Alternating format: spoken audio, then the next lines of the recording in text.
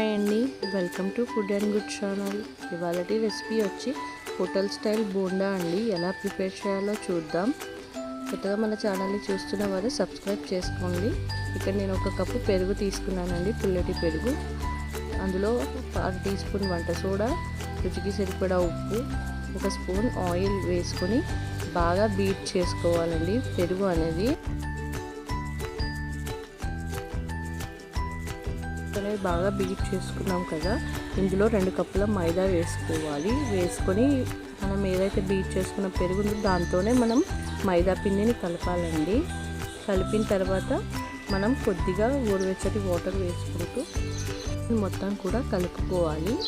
పిండి వాటర్ ఎక్కువైతే పిండి లూజ్ అయిపోతే బోండాలు అనేది సరిగ్గా రాదు. మనం వాటర్ కన్సిస్టెన్సీ చూసుకుంటూ ఇక్కడ వీడియోలో చూపిస్తున్న విధంగా మనం పిండిని అనేది కూడా బాగా బీట్ చేసుకోవాలి. పిండిని ఇలా బీట్ చేయడం వల్ల మనకి ఎయిర్ బబుల్స్ అనేవి ఫామ్ అవుతాయండి. ఇలా చేయడం వల్ల ఇప్పుడు మనకి పిండి అంతా కూడా బాగా కలిసిపోయింది.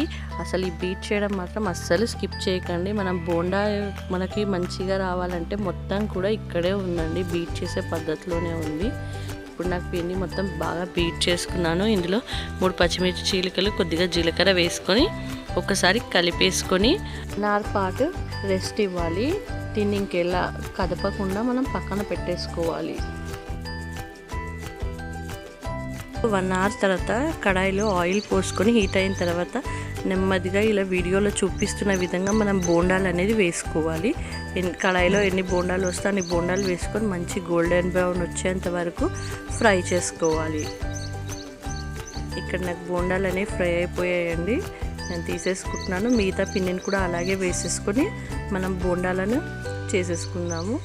మన వేడి వేడి బోండా అనేది రెడీ అయిపోయిందండి. దీన్ని పల్లీ చట్నీతో సర్వ్ చేసుకుంటే చాలా చాలా టేస్టీగా ఉంటుంది.